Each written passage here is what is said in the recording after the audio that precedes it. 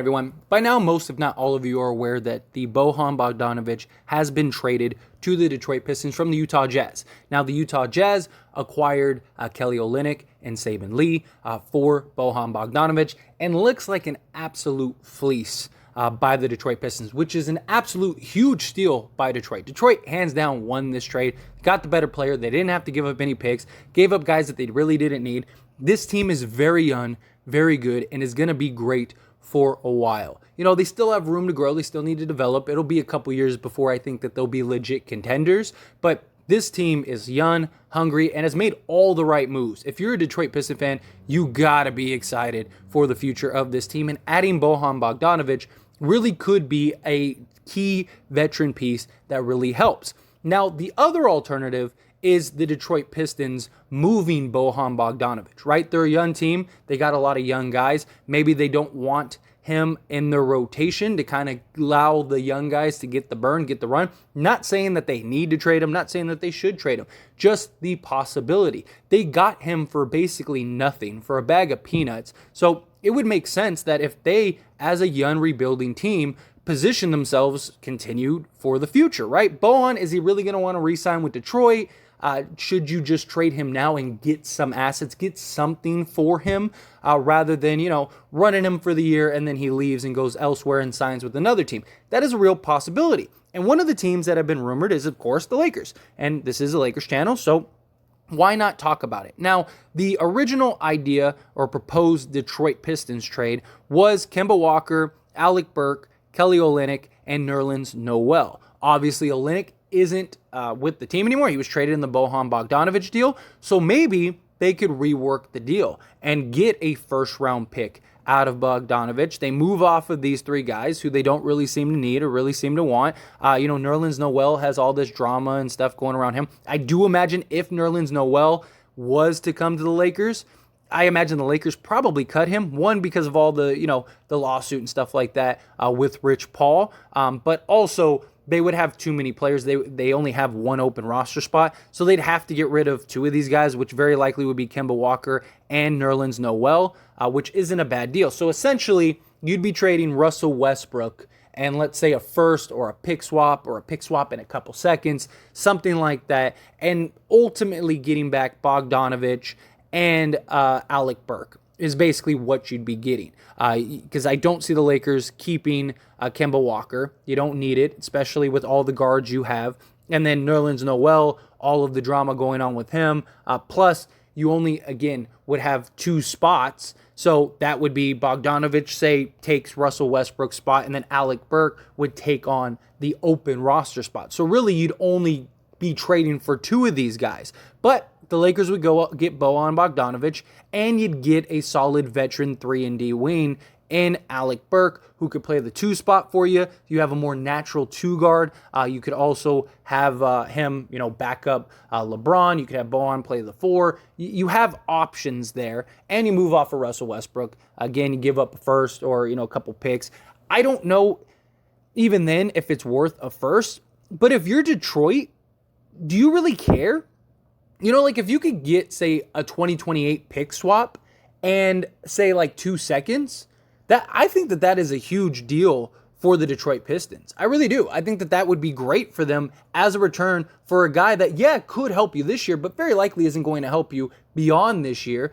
And if you are really good, 5 years from now in 2028, which I imagine they will be, I imagine Detroit fans believe they will be, I imagine Detroit believes they will be, and the idea is the Lakers are going to be terrible, you could literally be maybe even a contending team and have a lottery pick in 2028, and you lose nothing. You essentially traded Kelly Olynyk and, Saben Lee for a couple seconds and a potential lottery pick. Because if the Lakers are terrible and you're not, you're going to exercise that pick swap, and now you're in a position to get a lottery pick.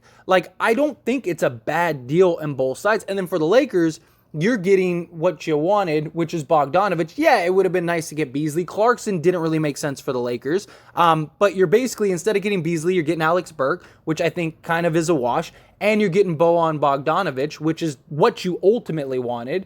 And if you don't have to give up both first, that'd be a great position to be in. Now, this can only happen, I just want to clarify, this could only happen if the deal with the Jazz hasn't been finalized yet. It would have to be a 3-team deal, because if the deal with the Jazz has been finalized, which right now we haven't seen any, at least at the time of recording this video, nothing has been finalized. It's all just been a apparent, rumored trade. It's not finalized with the NBA yet.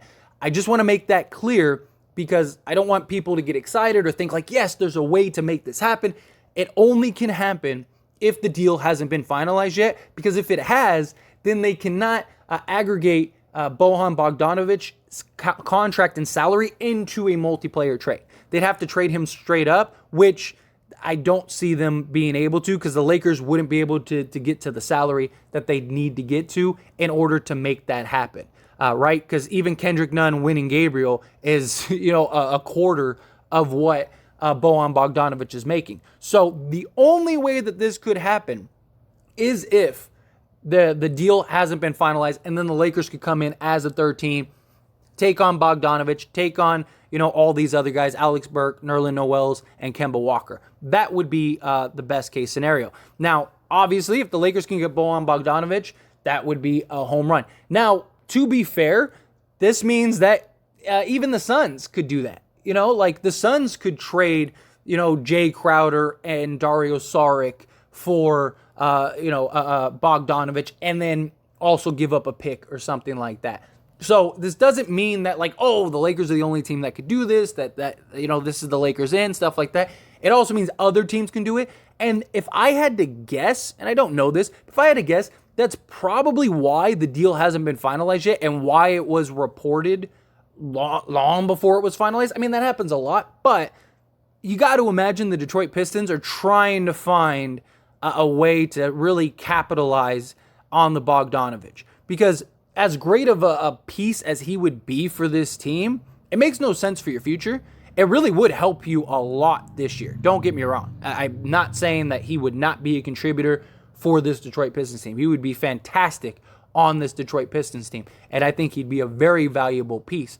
But you're not looking at this year, because even with Bojan Bogdanovic, it's not like you are. It's not like you're a contender. It's not like you might not even be a playoff team. I think that they would be in the hunt for the play-in. But even if you are a playoff team, you're probably getting smacked in the first round. It just you're not looking at this year. You're looking at what can we do to turn him into assets for, the future, for the next several years.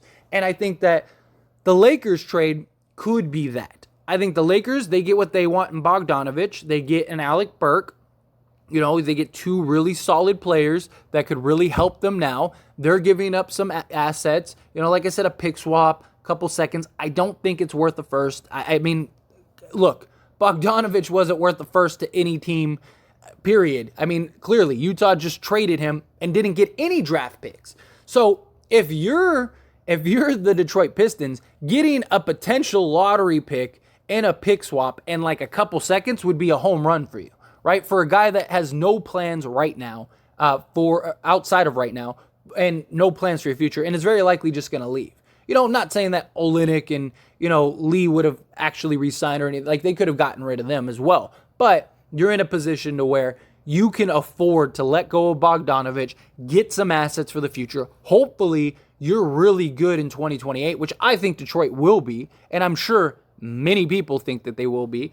And you're hoping that the Lakers are terrible, which is why everyone wants those picks, because everyone thinks once LeBron leaves, this team is going to be in turmoil, and this team's going to be a disaster, and they're going to be a lottery team all over again, which could be the case. So if you're Detroit, you're looking at it as I could get a potential lottery pick. Yes, it's a swap, but even if it's not a lottery pick, even if they are, let's say we're a contender and they're just a fringe playoff team, or they're just a playoff team, and we would get the 25th pick, but they would get the 17th pick or the 20th pick, you still get a better pick, right? So no matter what, you're looking at it as long as we are better than the Lakers, there's value in that pick swap.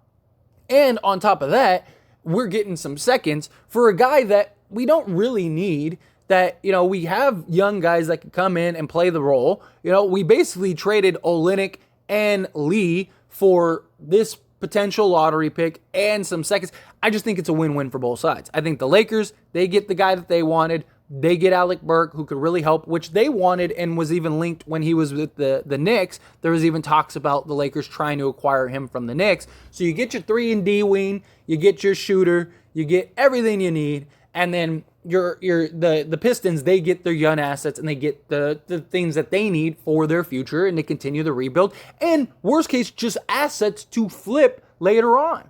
Let's say the Detroit Pistons are a piece away, and you can go and trade this pick to a team to go get that piece. You can go trade that pick swap. Say in 2026, it's like, hey, we're really good. We're like a piece away from being a legit championship team. We got the Lakers, pick swap for 2028 that is looking like a lottery pick because this team's terrible. We got these picks over here. Let's take those and package this and go get the star over here. I'm not saying it will happen, but I'm saying, like, put yourself in the position to where it could happen. It's just a thought that I have. But anyway, as always, this is a discussion, so I want to hear from you. Let me know your thoughts and opinions down in the comment section below. What would you think about this? Do you think if the Lakers can make this happen, make it happen? Again, this can only happen if the deal hasn't been finalized. If the deal's been finalized, and that's it, it's done, it's over with. This is what ends up happening. Detroit could still trade Bogdanovic, but it very likely won't be to the Lakers. But is this a deal that if you're the Lakers, you want to get done? Again, you're probably just getting Alec Burke and Bogdanovic. You're taking on the other two guys just to waive because you don't have the roster spots for these guys, nor do you really need them. You don't need Kemba Walker and you don't need Nerlens Noel, so it's not a big deal there. Just a thought. Just something that I thought was interesting. But again, however you feel, I'd love to hear your thoughts and opinions down in the comment section below. Quick little shameless plug, everyone. If you enjoy my videos and commentary here on this channel, As It Stands Lakers, then check out the link down in the description below and go subscribe to As It Stands. Believe it or not, As It Stands was the first channel. If it wasn't for that channel, this channel would never have existed. Because of the success of that channel, it led me to want to create this Lakers channel. So do me a huge solid. If you're not subscribed over there, go check that out. Go subscribe over there. I talk all things sports, all teams, things like that, not just the Lakers. So if you just enjoy my commentary and want to hear me talk about other things, or you just, are a fan of other sports and other teams, go check that out. I promise you will not be disappointed. That being said, hit that like button. Helps me out a lot. Lets me know you enjoy these types of videos, and I truly appreciate it. If you're not subscribed to the channel, hit that subscribe button, followed by the bell notification. Stay up to date with all things sports. Join this wonderful community and all of our discussions. I'll see you all in the next one. Thank you.